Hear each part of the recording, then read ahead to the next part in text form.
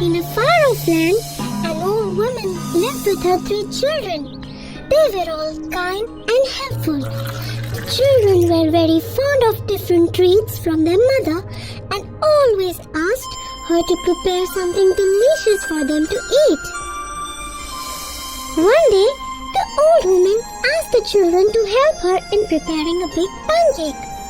All 3 of them were equally excited and were willing to help.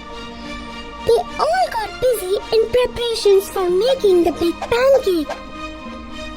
2 of them cracked the eggs, others measured the milk, the flour and the sugar. They mixed the material to prepare a dough for the pancake. After the mixture was ready, they poured the mixture into a big frying pan and placed it on the fire. After some time, the old woman asked the eldest boy to turn the pancake upside down. So the boy tossed the pancake high into the air. Instead of falling back into the frying pan, the pancake landed on the table, got up and started running away. The children looked at the sweet, mouth-watering, huge pancake rolled away in surprise. All the 3 children ran after the pancake to catch it. Stop your delicious pancake! You are hungry and we are hungry and want to eat you. I'm too fast for you all. Catch me if you can. Soon the pancake rolled down the road. An old man saw the pancake and said, Stop! Do not go so fast. I want to eat you. The pancake said, I did not stop for the 3 children, and I cannot stop for you. Catch me if you can. And it rolled away. Further rolling down the garden, a cat sitting on the wall too saw the pancake and said, You cannot escape from me. I will gobble you up as soon as I catch you. Saying this, she jumped down the wall. But the pancake said, I escaped from the 3 children, and then the old man. And now I will escape from you two. Catch me if you can. Then the pancake passed the gate of the nearby cottage.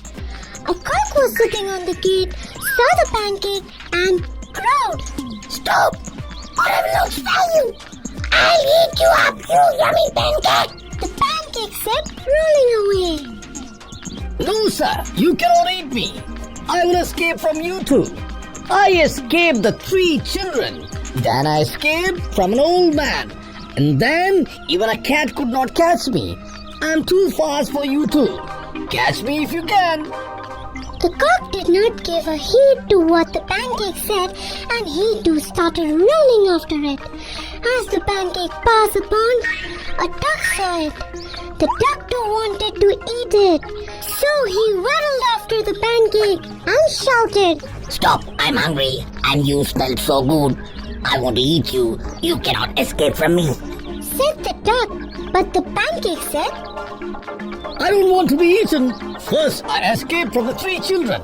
Then I escaped from an old man too. Even the cat and the cock tried their luck to catch me. And now I will escape from you two. Catch me if you can. But the duck continued to waddle. Just near the green field, there was a cow. When the big pancake was rolling by the field, the cow shouted, Stop, big pancake, stop! You look so delicious. I want to eat you. But the pancake laughed at her as it ran faster and said, Sorry, madam. I don't want to be eaten. Before you 3 boys, an old man, a cat, a cock, and a duck from a nearby pond also wanted to eat me up. You can also catch me if you can. But make no mistake, I will escape from you two. But the cow too galloped after the big pancake. As Pancake rolled through the forest and reached the river, there was a hungry wolf sitting at the bank. The wolf howled. Stop where you are and do not run away like this. No, sir, I am not in a hurry to be eaten. And do not try to be smart. You cannot catch me. I escaped from the 3 little children. An old man tried to catch me, a cat, and a cock tried their best. But they too failed. a duck, and a cow tried their luck, but alas, they failed too. I am sure you will fail in your attempt. But I do not want to eat you up. I want to make friends with you. said the wolf. Really? I'm so happy. Said the pancake as it stopped and came closer to the wolf. I anyways cannot swim, and I want to cross the river. Would you help me? Why not? I'll be glad to carry you across the river. You just climb onto my nose. The wolf said very innocently. The big pancake did what it was told to do by the wolf. No sooner had the pancake climbed onto the wolf's nose, it was tossed high up in the air and fell right into the wolf's open mouth. The wolf swallowed it, licking the remains onto his lips. In the meantime, the cow reached the river. The duck came behind the cow. The cat and cock too reached the spot. An old man and 3 little children joined the crowd. Have you seen a pancake pass by? They all asked the wolf. A pancake? Yes! Was it big? Yes! Was it golden brown? Yes! Where has it gone? They all asked in chorus. Well, it was very delicious. The wolf said as it licked its lips.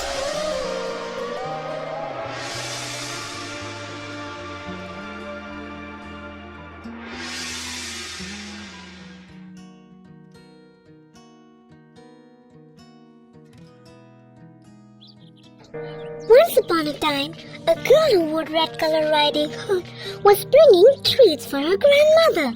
She loved that riding hood so much that she was named as Little Red Riding Hood.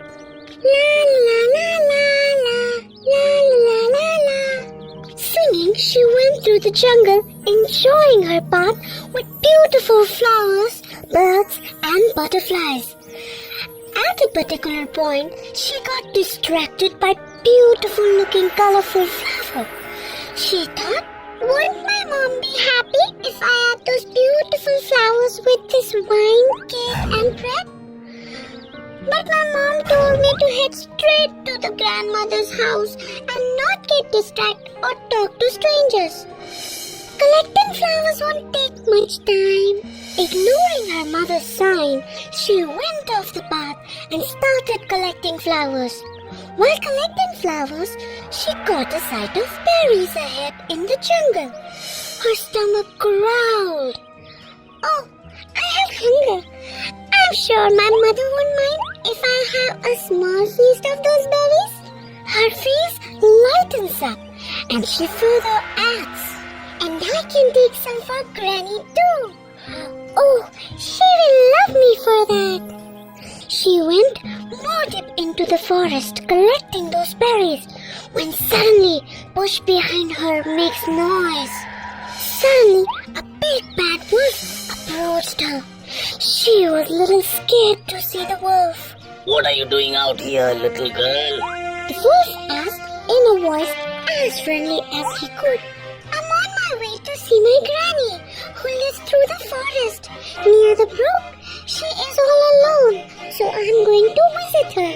Little Red Riding Hood replied graciously. By the way, I'm Little Red Riding Hood.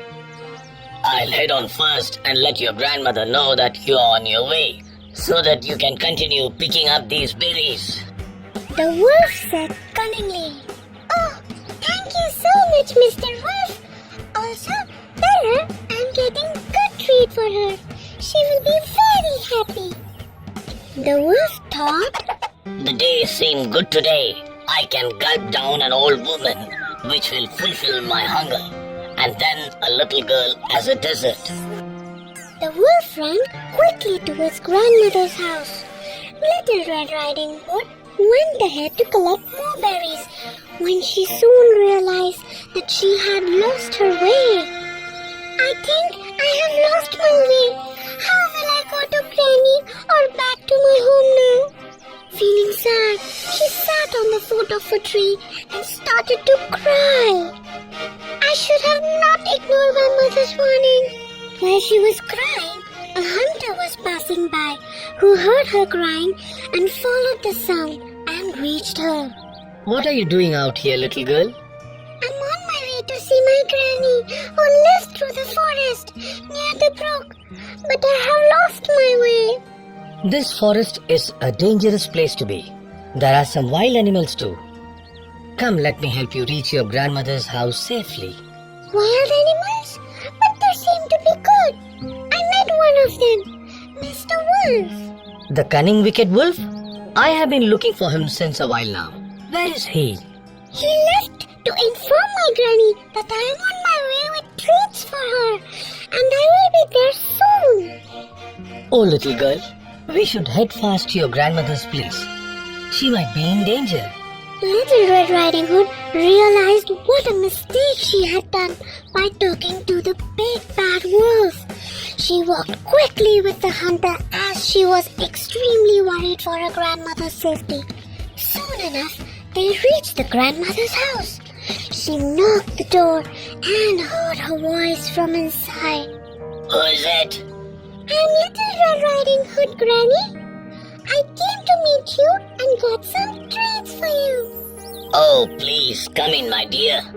The door is open. The hunter said. You should go and meet your grandmother while I guard your house from that wolf. She went inside the house and saw Granny in the bed. But it was the wolf who had already cut down Granny and disguised himself laid down in the bed. Looking so different and weird to Little Red Riding Hood, she asked, Granny, why are your eyes so big? So that I can see you better, my sweetheart. And why are your ears so big, Granny? So that I can hear you better, my dear. And why is your nose so big then? So that I can smell you better, my darling. She pointed big teeth and shivering she asked, why is your teeth so big and pointed?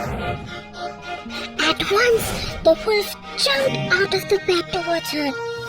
So that I can chew you better, my tasty dessert. She shouted as loud as she could, and at once the hunter blasted in and killed the wolf. He then cut the wolf's stomach and saved the grandmother too. Little Red Riding Hood was so happy to see her granny back again. They both hugged each other, and then she turned towards the hunter and said, Thank you so much, Uncle. Please join us for this lovely treat. Treat? Wow. Yes, I will. Yes, I will. They all laughed and enjoyed the cake, bread, berries, and wine together.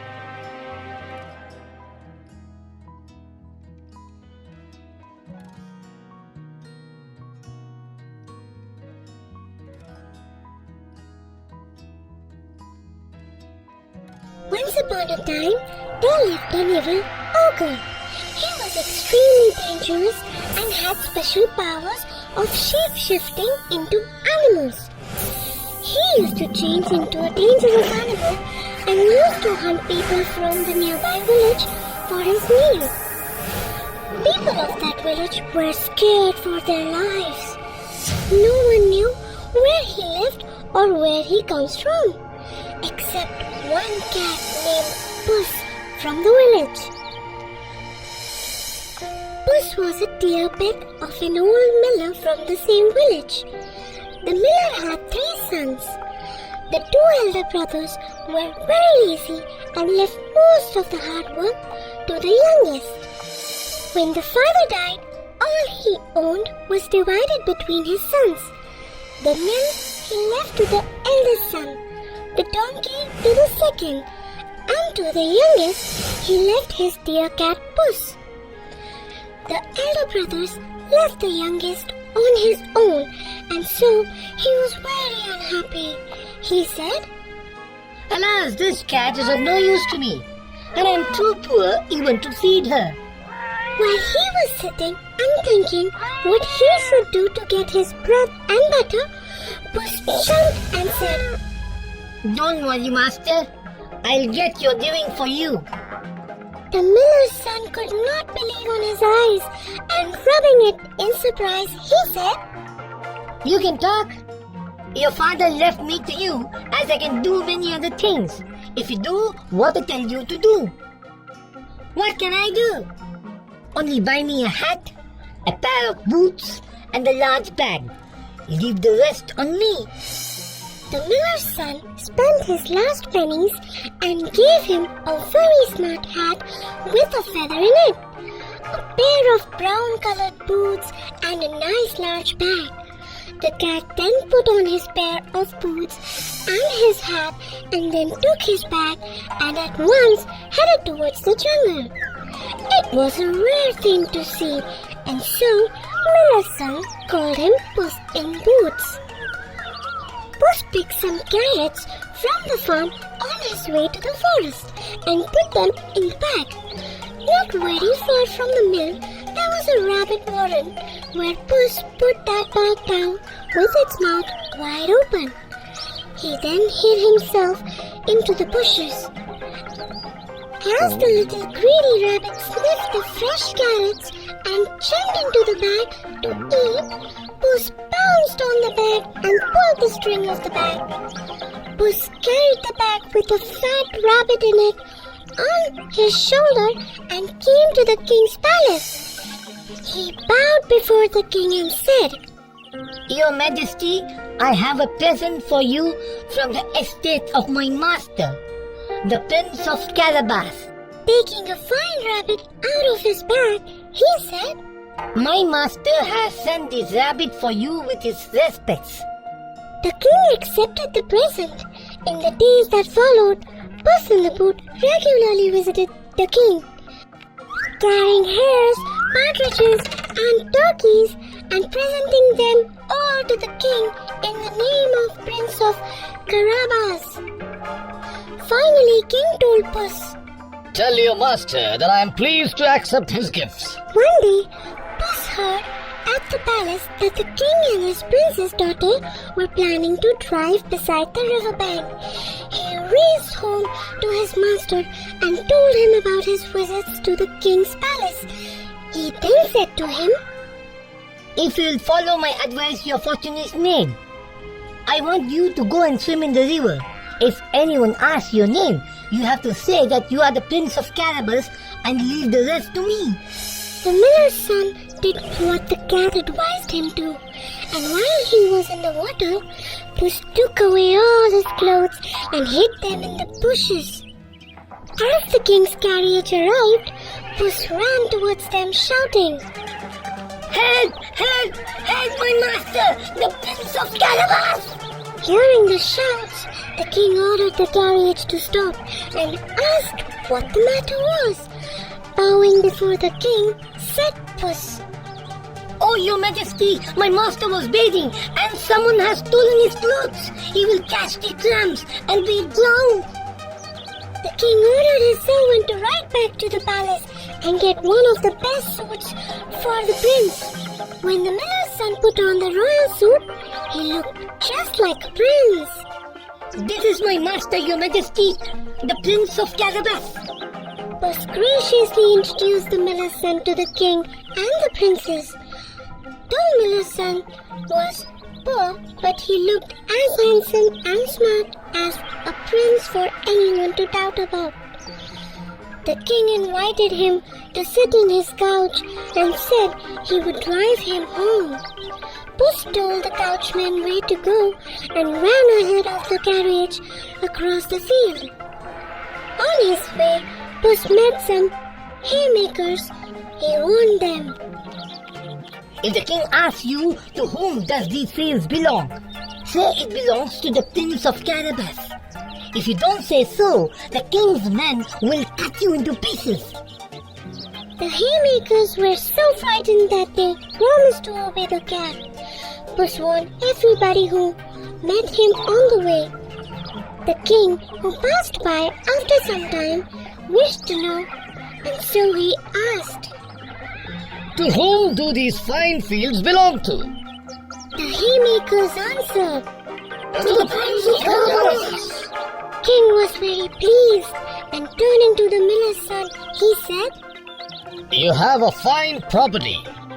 Running ahead, the clever cat reached the huge castle where he knew the ogre lived. Though terrified, he entered the castle boldly and said, Oh, great ogre, I'm a great admirer of your powers. The ogre was pleased to hear it. Puss further said, Dear me, I would like to see your ogre ship. Yes, of course. replied the ogre in full pride. In a flash, the ogre turned himself into a lion and roared loudly. It is amazing that you can become as big as a lion. But can you become a small creature such as a mouse as well? Puss asked the ogre bravely, It's not a problem at all. said the vain ogre, and he changed himself into a little mouse. Puss sprang upon the tiny mouse and gobbled him on the spot. At that very moment, the king's coach stopped at the ogre's castle. Puss came out and bowing very low, he said, Welcome, your majesty, to the castle of the Prince of Cadabas. The king, the prince, and the miller's son went inside the castle with Puss and sat down to a great feast. The king was very pleased with the miller's son and thought him such a good match for the princess. He turned to the miller's son, saying, Will you marry my daughter? Your majesty, it's my pleasure to marry such a beautiful princess. Soon the miller's son and the princess got married and lived together happily in the castle. Puss in the Boots became a great lord and lived in comfort for the rest of his days and never ran after the mice anymore.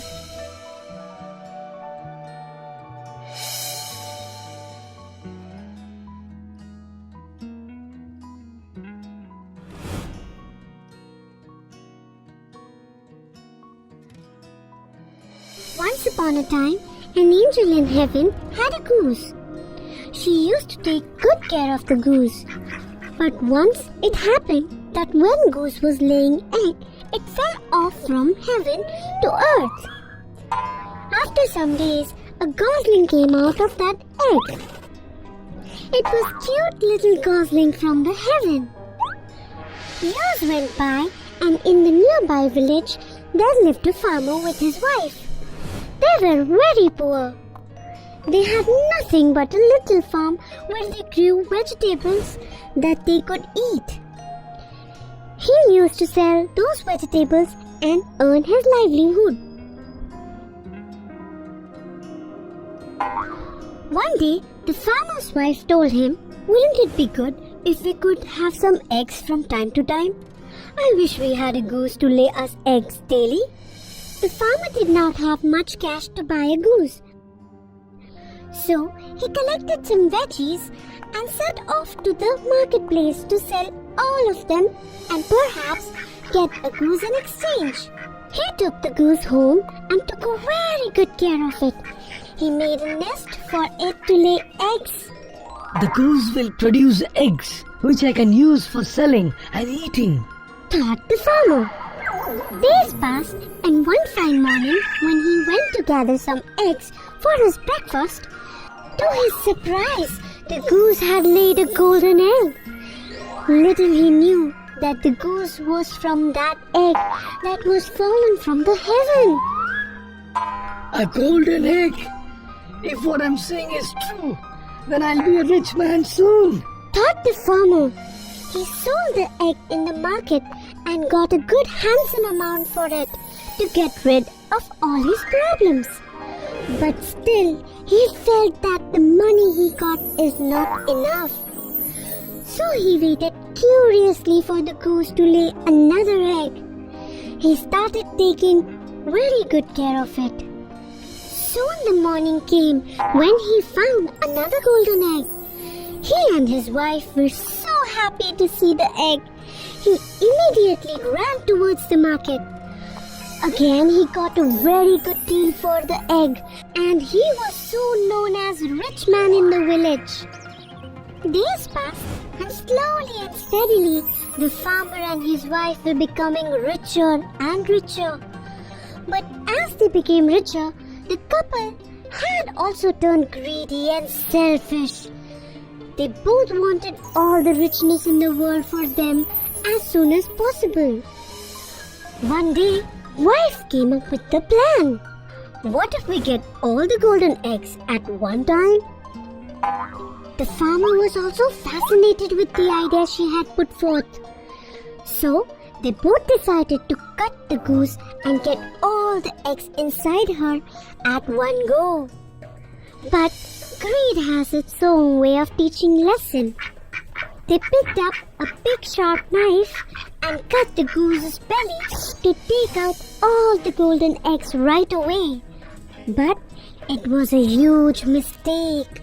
They did not find even a single egg inside the goose. And there would never be any more golden eggs again. Poor goose lost its life, and the old couple lost the only source of becoming rich. So they say, greed is a curse.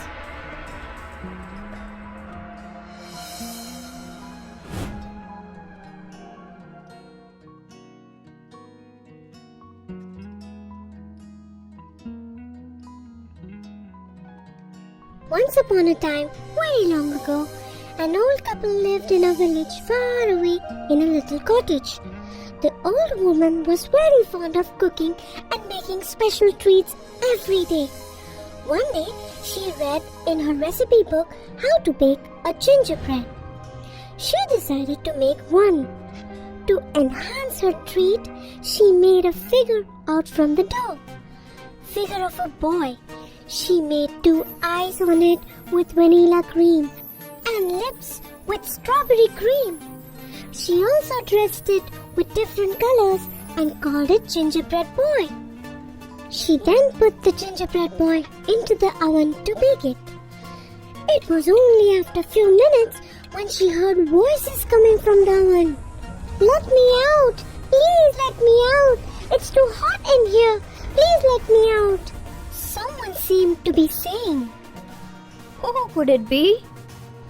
She thought and opened the oven door.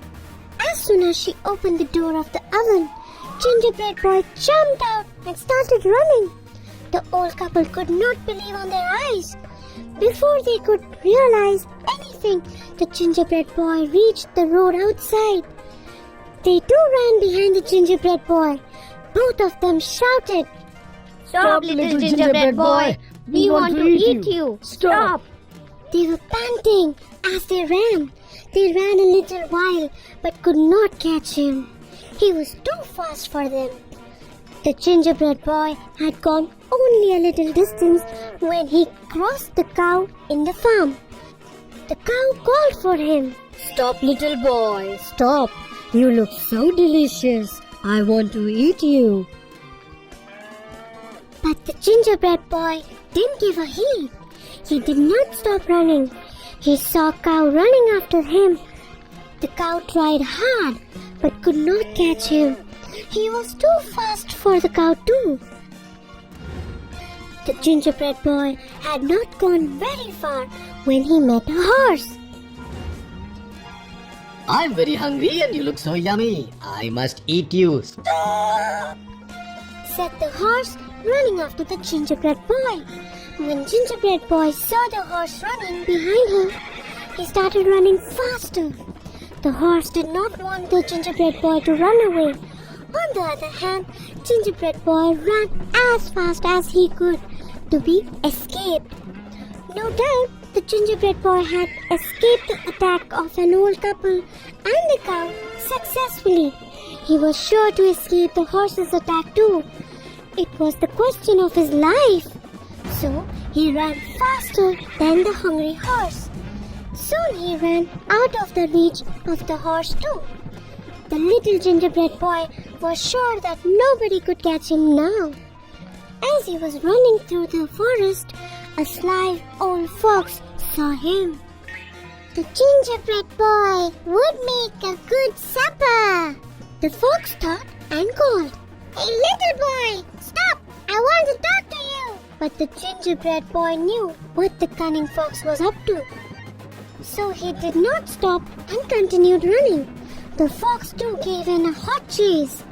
Not bothered, the ginger boy sang as he ran. He was too fast for the fox too. But the fox did not give up. He too continued his chase of gingerbread boy with a watering mouth. He had already decided to catch and eat gingerbread boy by hook or crook. Soon the gingerbread boy reached the riverbank. He did not know how to swim. Moreover, he was afraid that if he goes into the water, he would get dissolved and die. He found himself in a fix. What should I do now? He said to himself as he stood on the rock on the bank of the river. Meanwhile, Fox too reached the riverbank and decided to take advantage of the problem. The fox went up to the gingerbread boy and said, "Don't worry, I'll take you across the river. You just jump on my tail. I know how to swim." The fox told the gingerbread boy very innocently. The gingerbread boy now believed every word of the clever fox. He jumped onto his tail. Midway in the river, the fox said, "I cannot hold you on my tail. You would be safer if you come onto my back." The gingerbread boy had no choice. He did as the fox told him to do. He knew Fox was planning something ugly in his mind. But he did not let the fox know about his suspicion. "You are too heavy for my back too," the fox told him after he swam a little more distance. "Why don't you jump onto my head?" "Why not? Whatever you say." And the gingerbread boy jumped onto Fox's head, being very cautious. After some time, the fox again said, "It would be easier for me to carry you on my nose.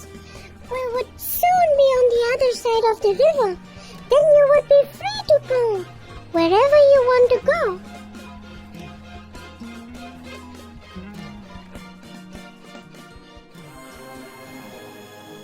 As soon as the fox reached the other end of the river, he tossed the gingerbread boy high up, and the fox was ready with an open mouth and closed eyes to gobble him up in no time. But nothing came down. When he opened his eyes, he saw gingerbread boy on the tree above saying, "Better luck next time, you cunning sly old fox. This time, eat the dust. Ha ha ha ha ha."